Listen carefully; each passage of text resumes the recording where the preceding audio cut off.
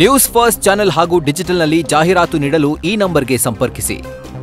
ಇನ್ನು ಈ ಚಂದ್ರಗ್ರಹಣ ಆಯಾ ಪ್ರದೇಶಕ್ಕೆ ಅನುಗುಣವಾಗಿ ಈ ಗ್ರಹಣದ ಕಾಲಮಾನ ಬದಲಾಗುತ್ತಾ ಅಥವಾ ಹಾಗೆ ಖಗ್ರಾಸ ಚಂದ್ರಗ್ರಹಣದ ಸ್ಪರ್ಶಕಾಲ, ಮಧ್ಯಕಾಲ ಮತ್ತು ಮೋಕ್ಷ ಕಾಲದ ಬಗ್ಗೆ ಅನುಮಾನಗಳಿದ್ರೆ ಆ ಬಗ್ಗೆ ಜಯರಾಮ ಆಚಾರ್ಯರು ತಿಳಿಸ್ಕೊಟ್ಟಿದ್ದಾರೆ. ನೋಡೋಣ.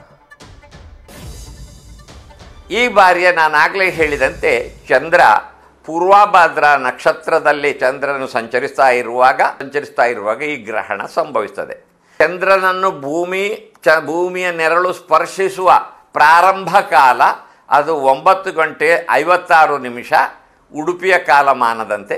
ಅದೇ ಥರದಲ್ಲಿ ಆಯಾ ಪ್ರದೇಶದ ವ್ಯವಸ್ಥೆಯ ಸ್ಥಿತಿಯಲ್ಲಿ ಅದರದಂಥ ವ್ಯತ್ಯಾಸದ ಕಾಲದ ವ್ಯವಸ್ಥೆಯ ಸ್ಥಿತಿಯನ್ನು ಸೂರ್ಯೋದಯದ ವ್ಯತ್ಯಾಸದ ಅನುಸಾರದಲ್ಲಿ ಆಯಾ ಕ್ಷೇತ್ರದಲ್ಲಿಯೂ ಅದನ್ನು ಸಮೀಕರಿಸಬಹುದು. ಹೀಗೆ 9 ಗಂಟೆ 56 ನಿಮಿಷಕ್ಕೆ ಈ ಖಗ್ರಾಸ ಚಂದ್ರಗ್ರಹಣ ಪ್ರಾರಂಭ ಆಗಿ ಅನಂತರ ಭೂಮಿಯ ನೆರಳು ಚಂದ್ರನ ಮೇಲೆ ವ್ಯಾಪಿಸ್ತಾ ರಾಹುವಿನ ಬಿಂದುವಿನಲ್ಲಿ ವ್ಯಾಪಿಸ್ತಾ ಅರ್ಧ ಕಾಲಕ್ಕೆ ಬಂದು ಮತ್ತು ಪೂರ್ಣವಾಗಿ ಆವರಿಸಿ ಕೊನೆಗೆ ಬಿಡ್ತಾ ಬಂದು ಅದು ಕೊನೆಗೆ 1 ಗಂಟೆ 26 ನಿಮಿಷಕ್ಕೆ ಮುಗೀತದೆ. ಇದು ಸ್ಪರ್ಶಕಾಲ 9 ಗಂಟೆ 56 ನಿಮಿಷಕ್ಕೆ. ಈ ಗ್ರಹಣ ಪ್ರಾರಂಭ ಆಗುವುದು ರಾತ್ರಿ 9 ಗಂಟೆ 56 ನಿಮಿಷಕ್ಕೆ. ಮತ್ತು ಇದರದಾದಂತಹ ಅದರಲ್ಲಿ ಅದರದ್ದಾಗಿ ಅದು ಸಾಧಾರಣ ಚಂದ್ರನ ಪೂರ್ಣ ಪ್ರಮಾಣದ ಆವರಿಸುವಿಕೆ ಮುಂದರಿತಾ ಬಂದು ಮಧ್ಯದ ವ್ಯವಸ್ಥೆಗೆ ಬರೋದು 11 ಗಂಟೆ 2 ನಿಮಿಷಕ್ಕೆ. 11 ಗಂಟೆ 40 ನಿಮಿಷದವರೆಗೆ ಅದರದ್ದಂಥ ಪೂರ್ಣ ಚಂದ್ರ ಪರಿಪೂರ್ಣವಾಗಿ ಅಷ್ಟೊತ್ತು ಅದನ್ನು ಆವರಿಸ್ತಾ ಇದ್ದು 11:42ರಿಂದ ಅದು ಬಿಡುಗಡೆ ಆಗ್ತಾ ಬರ್ತದೆ. ಆನಂತರ ಅದರದ್ದಂಥ ಗ್ರಹಣ ಬಿಡುಗಡೆ ಆಗ್ತಾ ಬಂದು 1 ಗಂಟೆ 26 ನಿಮಿಷಕ್ಕೆ ಪೂರ್ಣ ಗ್ರಹಣ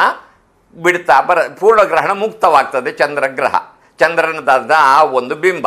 ಹಾಗಾದ್ದರಿಂದ ಇದು 9:56ಕ್ಕೆ ಪ್ರಾರಂಭವಾಗಿ 11:02ಕ್ಕೆ ಖಗ್ರಾಸವಾಗಿ 11:42ರವರೆಗೂ ಆ ಖಗ್ರಾಸದ ಯೋಗಫಲದ ಸ್ಥಿತಿ ಇದ್ದು ಆನಂತರ ಅದು ಸ್ವಲ್ಪ ಕಾಲ ಇದ್ದು ಆನಂತರ ಅದು ಮುನ್ಮೇಲನ ಆಗ್ತಾ ಬರ್ತಾ ಇದ್ದು ಪೂರ್ಣ ಆ ಚಂದ್ರನ ಬಿಂಬವನ್ನು ಈ ಭೂಮಿಯ ನೆರಳು ಬಿಟ್ಟು ಹೋಗುವುದು ಅದು 1 ಗಂಟೆ 26 ನಿಮಿಷಕ್ಕೆ. ಹೀಗೆ ಇದು ಇಡೀ ಪ್ರಕ್ರಿಯೆ ಜರುಗುವುದು 9 ಗಂಟೆ 26 ನಿಮಿಷಕ್ಕೆ.